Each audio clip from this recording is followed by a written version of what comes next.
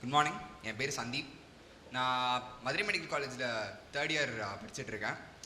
நான் 2022 I guess 2022 NEET exam எழுதி நான் 406 வாங்கினேன். அப்போயே காலேஜ் ப்ளேஸ் ஆகிட்டேன். இது வந்து லைக் டாக்டர் படிக்கிறதுன்றது என்னோட கனவுன்ற சின்னதாக சொல்கிறத விட ஆக்சுவலாக என் அம்மாவோட கனவு, என் தாத்தோட என்டையர் ஃபேமிலியோட கனவு. ஆக்சுவலாக உங்களில் நிறைய பேருக்கு இந்த மாதிரி கனவு இருக்கும். கண்டிப்பாக உங்களுக்கு இன்ட்ரெஸ்ட் இருக்கும் மெடிக்கலில். உங்களுக்காக தான் பேச வந்திருக்கேன். ஸோ ஃபர்ஸ்ட் நான் என்ன சொல்லணும்னு விரும்புகிறேன்னா, யார் மெடிக்கல் எடுக்கணும், லைக் மெடிக்கலாக எடுக்கிறதா இருந்தாலும் சரி, இப்போ டாக்டர் இல்லைனா பேராமெடிக்கல் அந்த மாதிரி கோர்ஸ் எடுக்கிறதா யார் எடுக்கணும் அப்படின்னு முதல்ல சொல்லிடுறேன். இப்போ ஃபர்ஸ்ட் வந்து நீங்கள் மெடிக்கல் ஃபீல்டில் போகிறீங்கன்னு வைங்களேன், உங்களுக்கு வந்து செம்மையாக மரியாதை கிடைக்கும். ஓப்பனாக சொல்கிறேன், யூ வில் பி ரெஸ்பெக்டட். நீங்கள் வந்து ஒரு டாக்டர்னால் நம்மளே இப்போ வந்து ஒரு டாக்டர் வந்து ரொம்ப வேறு மாதிரி பார்ப்போம். அதே மாதிரி உங்கள் ஃபேமிலியே வந்து ஒரு next level. And money wise வந்து நீங்கள் ஒரு செட்டில்டான லைஃப் இருக்கும். கண்டிப்பாக உங்களுக்கு வந்து இப்போ சேஞ்ச் ஆகிட்டு இருக்குது, அவ்வளோ ஏர்ன் பண்ண அது வந்து வேறு விஷயம். பட் ஒரு கம்ஃபர்டபுளான லைஃப் கண்டிப்பாக உங்களுக்கு இருக்கும். பட் இது மட்டும் உங்களோட குறிக்கோளாக இருந்துச்சுன்னு வைங்களேன், நீங்கள் டாக்டராக இருக்கிறதுக்கு ரொம்ப ரொம்ப கஷ்டம். ஏன்னு சொல்கிறேன் கேளுங்க. பிகாஸ் பார்த்தீங்கன்னா, இப்போ நீங்கள் ஒரு டாக்டராக இருந்தீங்கன்னு வைங்களேன், பல நாட்கள் பல இரவுகள் வந்து தூக்கம் இல்லாமல், சாப்பாடு இல்லாமல் 24 hours, 48 hours, 36 hours அந்த மாதிரி டியூட்டி இஷ்டத்துக்கு லைக் ரொம்ப லாங்காக நீங்கள் ஒர்க் பண்ணுற மாதிரி இருக்கும். நீங்கள் வயசாகிற வரைக்கும் படிச்சுக்கிட்டே இருக்க மாதிரி இருக்கும். அண்ட் நீ அவ்வளோ எஃபர்ட் போட்டு நீ வந்து ஒரு பேஷண்ட்டை ட்ரீட் பண்ணியிருப்ப. பட் அவங்களே வந்து உன்னை தப்பாக புரிஞ்சுக்கிறதுக்கும் வாய்ப்புகள் நிறையா இருக்குது. இந்த மாதிரி சூழ்நிலைகள்லாம் நீ வந்து முன்னாடி நான் சொன்ன பார்த்தீங்கன்னா, அந்த ஒரு குறிக்கோள்கள் மட்டும் வச்சுருந்தனா நீ டாக்டராக இருக்கிறது ரொம்ப ரொம்ப கஷ்டம். ஆக்சுவலாக உண்மையாக சொல்லலாம், என்ன மாதிரி குறிக்கோள் இருந்தால் தெரியுமா டாக்டராக இருக்க முடியும்? நீ உன்னை பற்றி மட்டும் யோசிக்காமல் சொசைட்டியை பற்றி, அதாவது சமூகத்தை பற்றி நீ வந்து அவங்களுக்கு உதவணும். நீ வந்து ஒரு மனிதாபிமானத்தோடு இருந்தனா மட்டும்தான், அந்த இஷ்டத்தை வச்சுருந்தனா மட்டும்தான் ஒரு டாக்டராக உன்னால அதுக்கு மேல்பட்டும் நீ வந்து வேலை பார்க்க முடியும். ஸோ இப்போ வந்து நான் யார் டாக்டராக இருக்கேன், இந்த மாதிரி உனக்கு ஒரு இஷ்டம் இருந்துச்சுன்னா கண்டிப்பாக நீ வந்து டாக்டருக்கு வந்து அட்டம் பண்ணி கண்டிப்பாக உன்னால் முடியும். நான் சொல்கிறேன். இப்போது டாக்டர் பண்ணலாம் அப்படின்னு சொல்லிட்டு, யார் பண்ணணும் அப்படின்னு சொல்லிட்டு, எப்படி பண்ணலான்னு சொல்லிட்டு சொல்கிறேன். ஓகே, ஸோ எப்படி பண்ணலான்னு சொல்லிடுறேன். So first medicine as a career நீங்கள் எடுக்கணும்னா நான் யார் எடுக்கணும் அதெல்லாம் சொல்லிட்டேன். ஸோ ஃபர்ஸ்ட் இப்போ நீ மெடிக்கல் எடுக்கணும்னா என்ன பண்ணணும்? நீட் எக்ஸாம் எழுதணும். நிறைய பேர் இது என்னன்னு கேள்விப்பட்டிருப்பீங்க, நிறைய பேர் இந்த வருஷம் எழுதிருப்பீங்கன்னு நினைக்கிறேன். சில பேர் நிறைய பேர் எழுதிருக்க மாட்டீங்க. எல்லாருக்கும் சேர்த்து சொல்கிறேன் கேளுங்க. நீட் என்பது MBBS, BDS, okay, MBBS, BDS, இது ஆயுர்வேதா, இந்த ஹோமியோபதி, இல்லைனா வெட்டினரி சயின்ஸ், அண்ட் சில காலேஜஸில் நர்சிங், அந்த மாதிரி எல்லா கோர்ஸஸ்க்குமே வந்து கம்பல்சரான எக்ஸாம். ஓகேவா? இந்த எக்ஸாம் மூலமாக நீங்கள் எடுக்கிற மார்க்ஸ் பொறுத்து தான், அதில் வர உங்களுக்கு கட் ஆஃப் பொறுத்து தான் இந்த எல்லா கோர்ஸஸுமே எடுக்க முடியும். அதை தாண்டியும் சில கோர்ஸஸ் நீட் மார்க்ஸ் இல்லாமல் இருக்குது. அதை பற்றி அப்புறமா சொல்கிறேன். ஃபர்ஸ்ட் வந்து நீட்டில் வந்து எப்படி இருக்கும்னா, ஒரு ஆக்சுவலாக இதில் வந்து பழைய மாடல். ஆக்சுவலாக இந்த வருஷம் மாடல் படி பார்த்திங்கன்னா 180 கொஸ்டின் இருக்கும். 180 கொஸ்டின் இருக்கும். அதில் வந்து 45, 45, 45, 45 4 சப்ஜெக்ட். ஓகேவா? Physics, chemistry, botany, zoology 4 subjects. இந்த 4 சப்ஜெக்டில் வந்து உங்களுக்கு வந்து 45 கொஷின்ஸ் இருக்கும். அந்த 45 கொஷின்ஸை நீங்கள் 3 ஹார்ஸ்க்குள்ளே நீங்கள் ஃபுல்லாக ஃபினிஷ் பண்ணணும். அப்படின்னா கிட்டத்தட்ட ஒரு நிமிஷத்துக்கு ஒரு சம் கிட்ட போடணும். ஓகேவா? அதுவும் கொஸ்டின் எப்படி இருக்கும்னா, நீ வந்து போர்டு எக்ஸாமில் வந்து கொஸ்டின் எழுதிருப்ப, நீ அதுக்கு வந்து கதை நிறைய எழுதலாம். நீ வந்து அந்த கொஸ்டினுக்கு உனக்கு தெரிஞ்சது எல்லாமே எழுதலாம். இதில் அப்படி கிடையாது. கேட்குற கேள்விக்கு கேட்குற பதில், அது மட்டும்தான். 4 ஆப்ஷன் ஒன்று கொடுப்பாங்க. அந்த 4 ஆப்ஷனில் ஒரு ஆப்ஷன் தான் நீ சூஸ் பண்ணணும். இதுதான் வந்து பேட்டர்ன். ஓகேவா? உங்களுக்கு அந்த பேட்டர்ன் படி நீங்கள் வந்து ஆன்சரை கண்டுபிடிச்ச ஒரு கொஸ்டினுக்கு 4 ஆப்ஷன் இருக்கும். அந்த 4 ஆப்ஷனில் ஒரு கொஸ்டினை அட்டெம்ட் பண்ணி அதை வந்து இந்த OMR ஷீட்டில் பப்ளிங் பண்ண வேண்டியதாக இருக்கும். அதை வந்து கரெக்டாக அந்த கொஸ்டினுக்கு ஏற்ற மாதிரி பப்ளிங் பண்ணுறது, அதெல்லாம் வந்து ப்ராசஸ் நிறையா இருக்குது. நீங்கள் இதை நிறையா ப்ராக்டிஸ் பண்ண வேண்டியது இருக்கும். அந்த பப்ளிங் ஷீட் இருக்குது பார்த்தீங்களா, அது ஒரு எக்ஸாம்பிள் கொடுத்துருக்கேன். அந்த பப்ளிங் ஷீட்டில் வந்து நீங்கள் வந்து பபிள் பண்ணணும். ஓகேவா? ஸோ இந்த இதில் வந்து 720 மார்க்ஸ் டோட்டல் மார்க்ஸ் இருக்குது. அது எப்படின்னா, ஒரு கொஸ்டினுக்கு 4 மார்க். கரெக்டாக போட்டோன்னா உனக்கு 4 மார்க். அது நீ தப்பாக போட்டுட்டோன்னா -1 மார்க். கரெக்டாக போட்டால் 4 மார்க், தப்பாக போட்டால் -1, விட்டுட்டேன்னா ஒன்றுமே மார்க்கில் 0. அப்படி. ஓகேவா?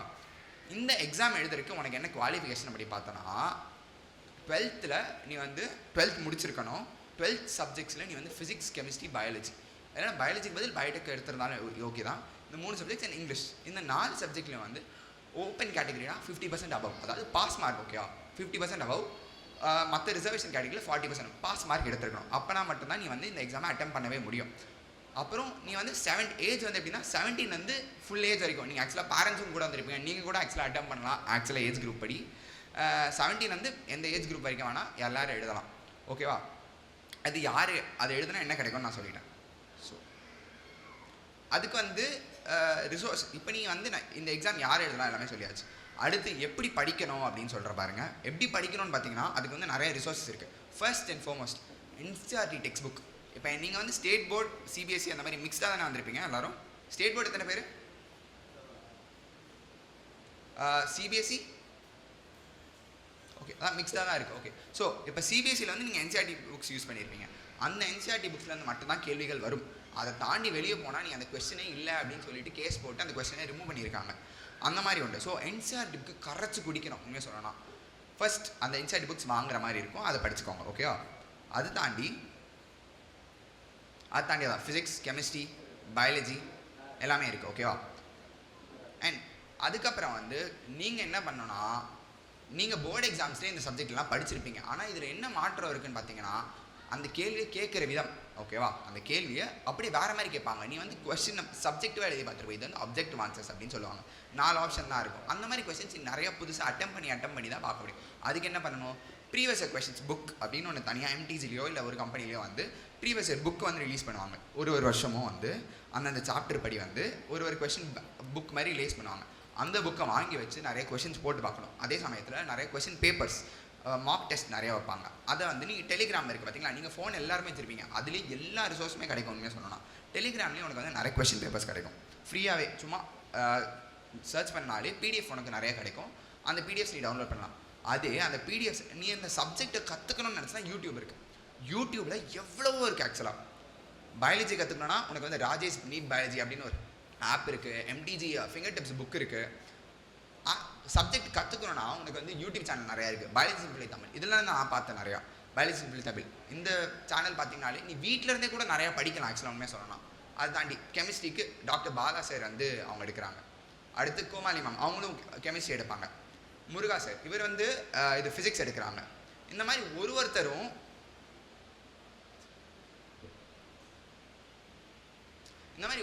வந்து ஆன்லைனில் உங்களுக்கு வந்து அவ்வளோ ரிசோர்ஸஸ் இருக்குது. ஃபோன் கையில் வச்சுருக்கும் போது நீங்கள் வந்து நான் வந்து இன்ஸ்டியூட்டில் படித்தேன் அந்த மாதிரி. ஓகேவா? ஆனால் என் கூட இருக்க நிறையா பேர் வந்து இந்த மாதிரி எதுவுமே பார்க்காம தன்னை தானே உட்காந்து அவங்களா படித்து நிறையா பேர் வந்திருக்காங்க. என் காலேஜில் வந்து எனக்கு தெரிஞ்சு பாதிக்கு பாதி இந்த மாதிரி இருக்கும். பாதி பேர் அவங்களா படித்து, பாதி பேர் இன்ஸ்டியூட்டில் படித்து. இந்த மாதிரி இருக்கும்போது நீங்கள் வந்து உங்களுக்கு வீட்டில் கொஞ்சம் கஷ்டம் இருக்குது, நீ படிக்க முடியாதுன்னு நினச்சனா நீயா கூட உட்காந்து நிறையா படிக்கிறதுக்கு வாய்ப்பு இருக்குது.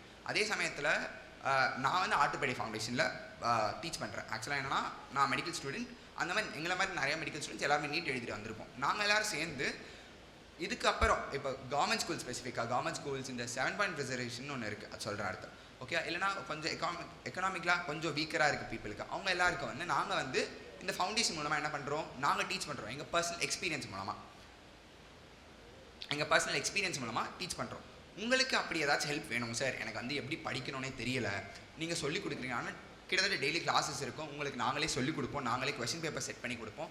பார்த்து எப்படி படிக்கணும், என்ன மிஸ் பண்ணுற, என்ன தப்பு இருக்குது. நீட் பொறுத்த வரைக்கும் நீ ஹார்ட் ஒர்க் பண்ணால் மட்டும் பத்தாது, ஸ்மார்ட் ஒர்க் நிறையா பண்ண வேண்டியது இருக்கும். அந்த ஸ்மார்ட் ஒர்க் எப்படி பண்ணணும், எப்படி கொஸ்டின் பேப்பரை நிறையா அட்டன் பண்ணி பார்க்கணும், ஆன்சர் ஷீட் எப்படி மார்க் பண்ணணும், அது எல்லாமே சொல்லிக் கொடுக்குறதுக்கு ஆர்த்தோபெடிக் ஃபவுண்டேஷனில் free of cost service provide பண்ணுறோம். யாருக்காச்சும் வேணால் கண்டிப்பாக அப்ரோச் பண்ணுங்கள், டெஃபினட்டாக ஹெல்ப் பண்ணுவோம். இது விஷயம் என்னன்னா, இப்போ நீ வந்து நீட்டுக்கு வந்து போர்டு எக்ஸாம் படித்த அதே நாலேஜ் வச்சுட்டு நீ போய் எழுதுறது கிட்டத்தட்ட இம்பாசிபிள். நீ அதுக்குன்னு உட்காந்து வந்து நான் வந்து 12th பூரா வந்து ஃபுல்லாக நீட்டுக்காக மட்டும் தான் படித்தேனே. அந்த மாதிரி சில பேர் அப்படி படிச்சிருக்க மாட்டேங்க. மோஸ்ட்டாக நம்ம வீட்டிலாம் வந்து போர்டு எக்ஸாம் படி அப்படி தான் சொல்லியிருப்பாங்க. அதை தாண்டி நீ வந்து நீட் எடுக்கணும்னு நினச்சனா, இன்கேஸ் இதுக்கு மேலே இப்போ நான் நீட் பண்ணலாமா, இந்த வருஷம் முடிஞ்சிருச்சு ஓகேவா, அடுத்த வருஷம் பண்ணலாம்னா கண்டிப்பாக நீ முயற்சி பண்ணலாம். ஏன்னா என் காலேஜில் 75% சொல்கிறேன், ஆக்சுவல் நான் போய் சொல்ல 75% வந்து ரிப்பீட்டர்ஸ் தான். அதாவது 1 வருஷம் 2 வருஷம் 3 வருஷம் ரிப்பீட் பண்ணிவிட்டு எனக்கு மெடிக்கல் தான் வேணும் அப்படின்ற வெறியோட வந்தவங்க தான் நிறைய பேர். ஆக்சுவலாக நான் ஃப்ரெஷர்ஸ்லாம் ரொம்ப கம்மியாக இருப்பாங்க. ஃபஸ்ட் அட்டம்ப்டில் எடுத்தவங்களாம் ரிப்பீட் பண்ணி வர்றவங்க தான் நிறையா. ஸோ அதில் வந்து எந்த விதமான ஒரு ஹெசிடேஷன் உங்களுக்கு இருக்கணும்னு அவசியமே இல்லை. இப்போலாம் முன்னாடி இருந்துச்சு எல்லாரும் அது என்ன 1 வருஷம் ட்ராப் எடுத்துட்டு, அதெல்லாம் உங்களுக்கு எதுவுமே தேவையில்லை. உங்களுக்கு ஒரு ஹெல்ப் வேணா நீ ஒரு முடிவு எடுத்தனா அந்த முடிவை நீ தான் ஸ்டிக் பண்ணி நீ தான் உழைச்சி நீ தான் பண்ணணும். அதுக்கு வந்து எந்த ஹெல்ப் வேணா டெஃபினட்டாக அப்ரோச் பண்ணுங்கள், டெஃபினட்டாக கிடைக்கும்.